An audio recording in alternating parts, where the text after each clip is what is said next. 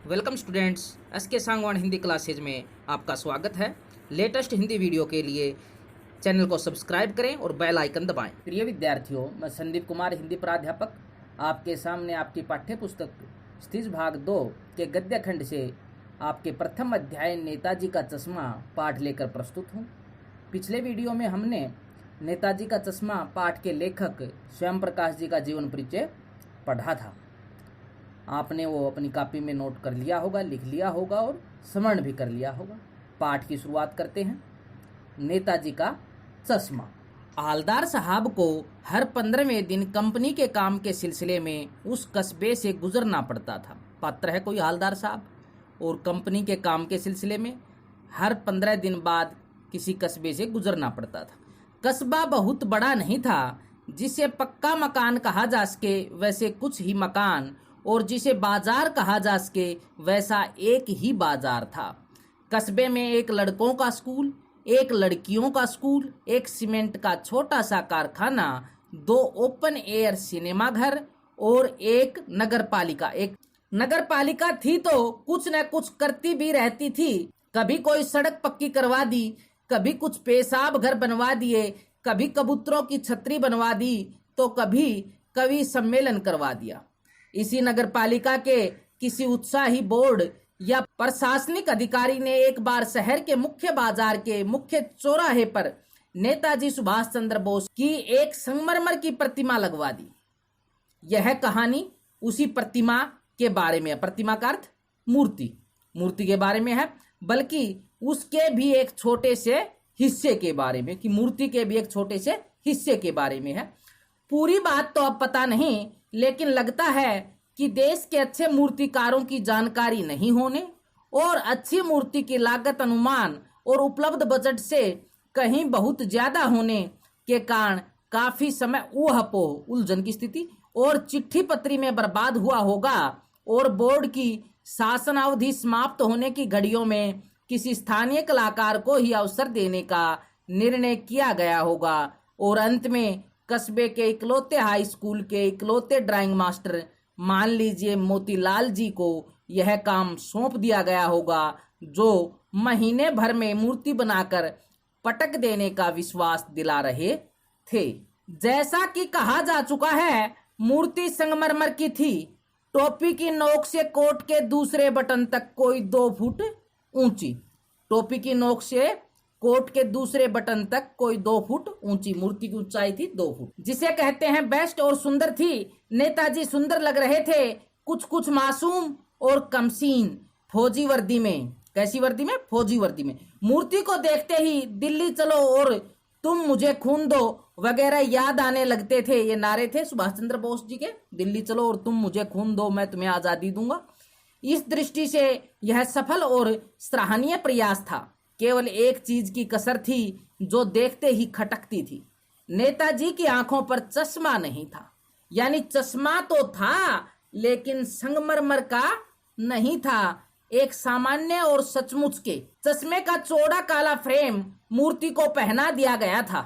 हवलदार साहब जब पहली बार इस कस्बे से गुजरे और चौराहे पर पान खाने रुके, तभी उन्होंने इसे लक्षित किया और उनके चेहरे पर एक कौतुक भरी मुस्कान फैल गई। वाह भाई, यह आइडिया भी ठीक है। मूर्ति पत्थर की लेकिन चश्मा रियल का मतलब वास्तविक। जीप कस्बा छोड़कर आगे बढ़ गई, तब भी हवलदार साहब इस मूर्ति के बारे में ही सोचते रहे और अंत में इस निष्कर्ष पर पहुंचे कि कुल मिलाकर कस्बे के नागरिकों का यह प्रयास सराहनीय ही कहा जाना चाहिए। महत्व मूर्ति के रंग रूप या कद का नहीं, उस भावना का है, वरना तो देशभक्ति भी आजकल मजाक की चीज होती जा रही है।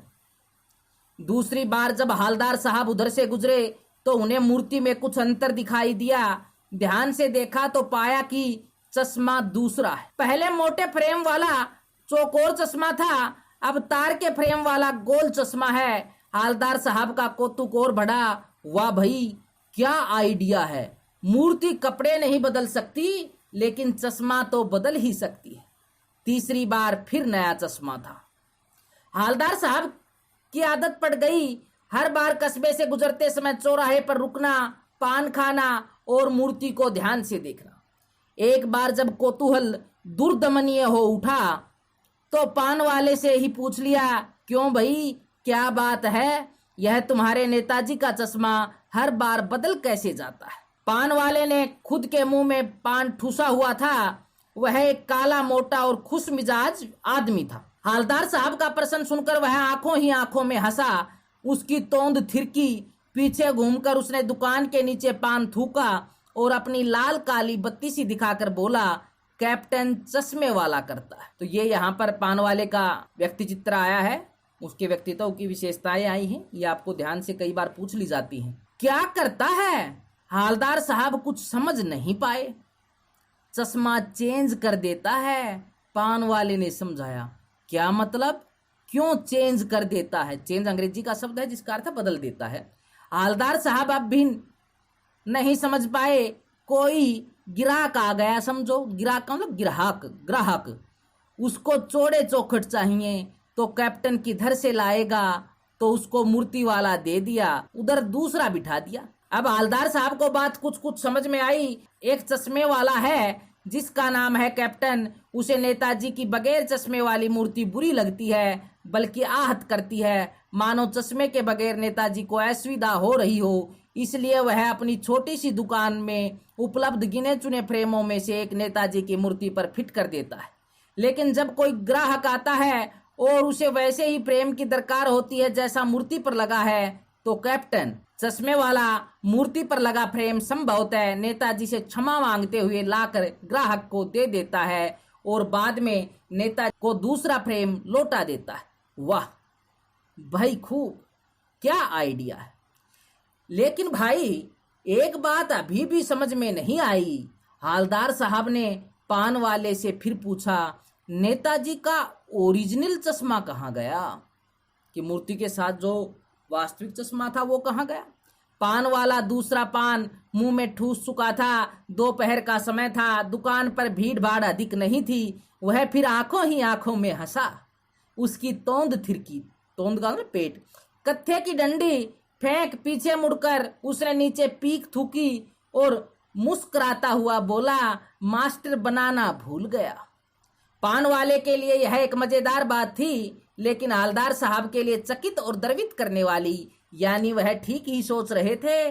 मूर्ति के नीचे लिखा, मूर्तिकार मास्टर मोतीलाल वाकई कस्बे का अध्यापक था। बेचारे ने महीने भर में मूर्ति बनाकर पटक देने का वादा कर दिया होगा, बना भी ली होगी, लेकिन पत्थर में पारदर्शी चश्मा कैसे बनाया जाए, कांच वाला, यह तय नहीं कर पाया होगा, या कोशिश की होगी और असफल रहा होगा, या बनाते बनाते कुछ और बारीकी के चक्कर में चश्मा टूट गया होगा, या पत्थर का चश्मा अलग से बनाकर फिट किया होगा और वह निकल गया होगा। उफ, हालदार साहब को यह सब कुछ बड़ा विचित्र और कौतुक भरा लग रहा था। इन्हीं ख्यालों में खोए खोए पान के पैसे चुकाकर चश्मे वाले की देशभक्ति के समक्ष नतमस्तक होते हुए वह जीप की तरफ चले। फिर रुके, पीछे मुड़े और पान वाले के पास जाकर पूछा, क्या कैप्टन चश्मे वाला नेताजी का साथी है या आजाद हिंद फौज का भूतपूर्व सिपाही? पान वाला नया पान खा रहा था।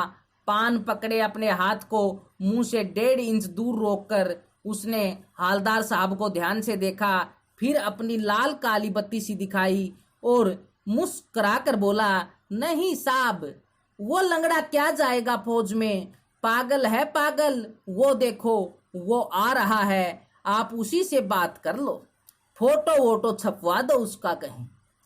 हालदार साहब को पान वाले द्वारा एक देशभक्त का इस तरह मजाक उड़ाया जाना अच्छा नहीं लगा। मुड़कर देखा तो अवाक रह गए, अचंभित आश्चर्यचकित रह गए। एक बेहद बूढ़ा मरियल सा लंगड़ा आदमी, सिर पर गांधी टोपी और आंखों पर काला चश्मा लगाए, एक हाथ में एक छोटी सी संदूकची और दूसरे हाथ में एक बांस पर टंगे बहुत से चश्मे लिए अभी अभी एक गली से निकला था और अब एक बंद दुकान के सहारे अपना बांस टिका रहा था। तो उस बेचारे की दुकान भी नहीं, फेरी लगाता है। हालदार साहब चक्कर में पड़ गए। पूछना चाहते थे, इसे कैप्टन क्यों कहते हैं, क्या यही इसका वास्तविक नाम है? लेकिन पान वाले ने साफ बता दिया था कि अब वह इस बारे में और बात करने को तैयार नहीं। ड्राइवर बेचैन हो रहा था, काम भी था। हालदार साहब जीप में बैठकर चले गए। 2 साल तक हालदार साहब अपने काम के सिलसिले में उस कस्बे से गुजरते रहे और नेताजी की मूर्ति में बदलते हुए चश्मों को देखते रहे। कभी गोल चश्मा होता तो कभी चौकोर, कभी लाल, कभी काला, कभी धूप का चश्मा, कभी बड़े कांचों वाला गोगो चश्मा। हर पर कोई न कोई चश्मा होता जरूर।